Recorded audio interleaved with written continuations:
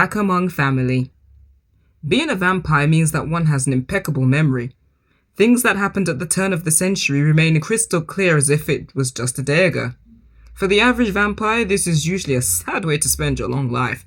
You remember all the people around you going first, worlds changing before your eyes, civilizations rise and fall. But honestly, this is only a problem if you live in some gilded castle and refuse to leave it. This is certainly not Mikhail. He is not one to stay around one place for too long, even if he may enjoy it. He loves to live in the moment, no matter how long that moment might be. Something else he loves, friends and family. It was high time to visit the folks he'd promised to come back to. It was nearly a year since Mikhail had helped Mount Komorebi take back control of her soul.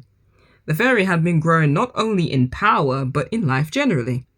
In fact, Minako aided the recovery of the young kitsune that Maria had manipulated. Mikhail had a deep respect for Minako.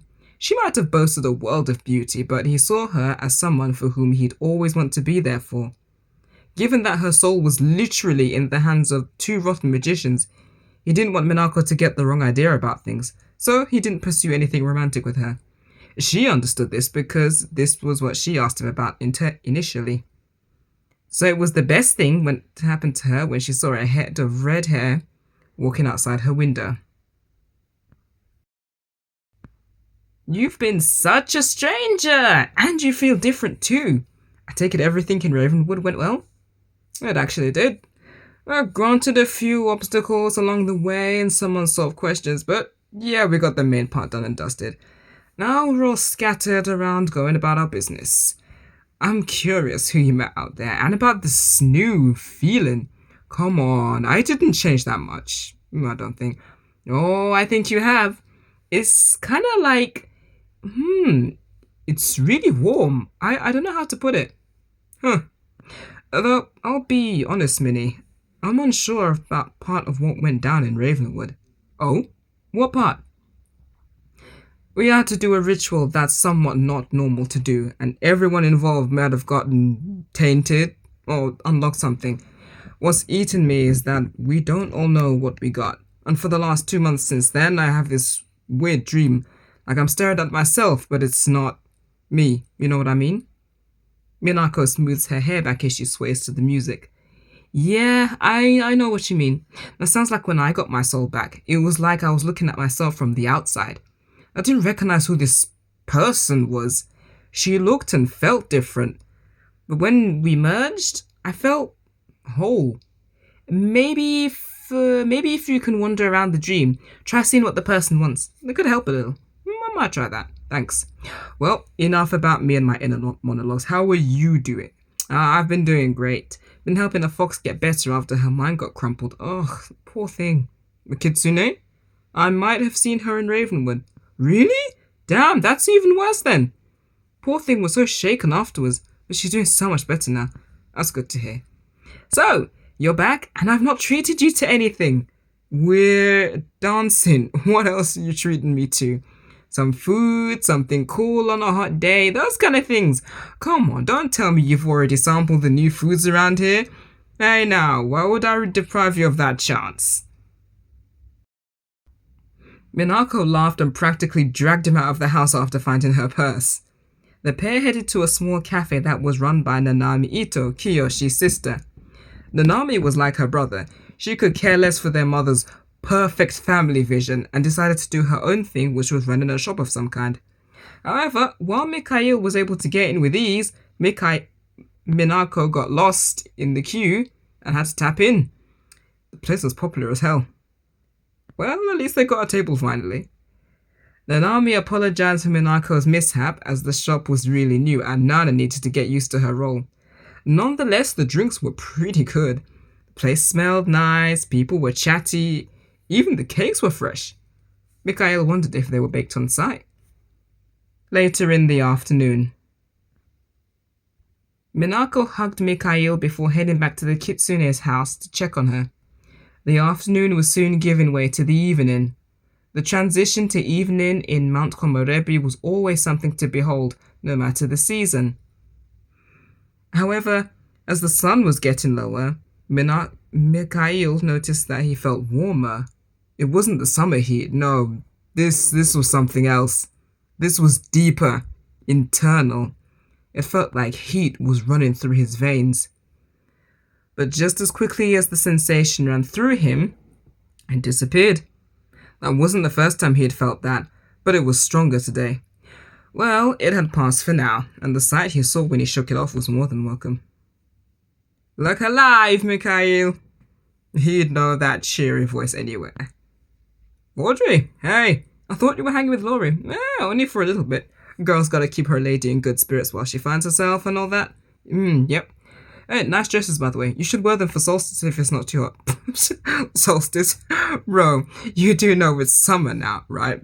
Point being, summer equals less clothes, not more. But hey, there's space for fashion. What brings you out here? This your place? Yep. Just got back from seeing Minago. Another girlfriend? No, Audrey. Ugh, not everyone I see is a lover, damn. Sure. Okay, spill. I know you're going somewhere.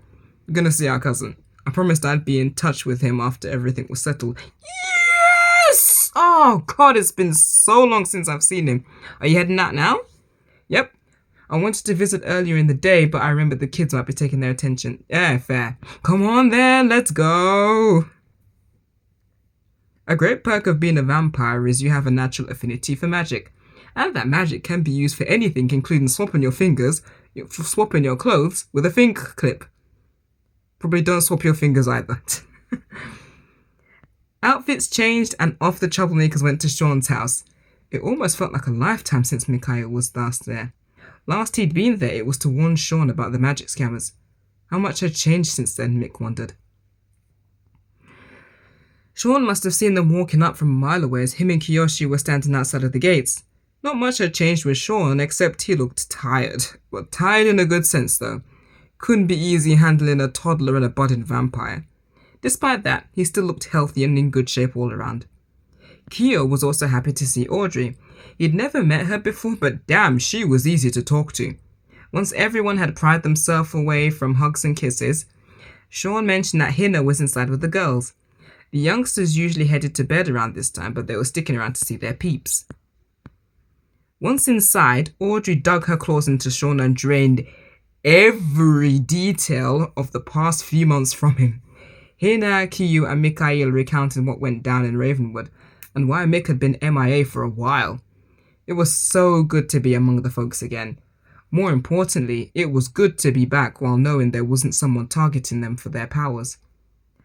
Hayami was the new baby on the block, and oh gosh, it was fussy. Luna ushered her sister into the main area after having a debate about whose doll was better in fashion. Hayami looked up at the giant before scratching her head in confusion and wandering off again. Luna laughed and decided to take the reins from there. Whoa, you're huge! Because you're so tiny. Yet you've grown a lot. It was all Luna. Hey. Giant? She walks away.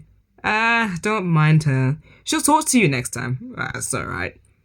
Dad said you were away on business. Did it go okay? Yeah, it did actually. I had a few bumps that still need ironing out, but most of it went well. Glad it didn't take long because it's nice to see you around. Yeah, you're the first big guy I've seen too. Most of my friends are boring. Boring? Yeah. All the time they talk about homework or projects. Even Uncle Kiyo's more fun to talk to. I see. Just talking about work all the time gets pretty stale. Hey, when you and your folks are free, would you like to take a walk with me? See something other than maths and stuff? Yeah! It's a deal then, kiddo. After fist bumping each other, Luna said goodnight to Mikhail and ran off to her room. Luna reminded Mick of Audrey. How many more of her did he need? Audrey was a handful enough. Once the kids had gone to bed, the adults could finally drop the masks and get to the real talk and drinks. They talked and drank way into the night, with Mikhail and Audrey being the last ones standing in this battle royale of night creatures. Mikhail and Audrey offered to clear away the dishes after the melee was over. That gave them the opportunity to catch their breath after such a ruckus gathering.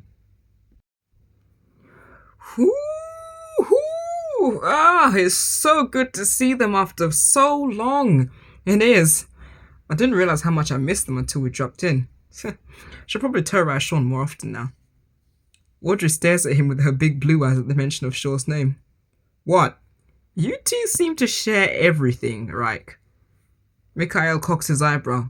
Of course, I'd always drop by in the garden. Oh, so he's the face of beauty, has two mates like you talk often, and somehow you didn't mention your new friends. I'm pretty sure he'd have figured that out already. Oh, of course he would. But hey, that doesn't stop some harmless banter I know you guys used to do. Why do I feel like you're leading me into something? Nothing. I just noticed neither of you mentioned anything about their frolics. Yeah, 'cause we weren't here to talk about our snuggle time. Ah, well, that's too bad. I guess you've only got two options then. Options? You grace Sean's ears with more chatter, or I can give him the juicy details on how I was sneaking around and saw you and a certain siren swapping cell. Oh my god, Audrey, please do not call it that. That is so gross. What were you doing sneaking around anyway? But it's true! It only sounds terrible because you're sane at the moment. Besides, can't help it if I'm walking lightly anyway. You are one handful of trouble, you know that. I know, and you love me. Okay, where's Sean? Surely he's around still. Hey! Mikhail pulled her back and squashed her in a side hug. I'm sure he's still around here somewhere and would greatly appreciate if the rest of the glasses are clean for the morning. Yeah, that's a good point. Wait, are you trying to buy my silence? I don't need to buy anything because I know you won't spill. Yeah, that's true. For now. Alright, come on, let's finish clearing up.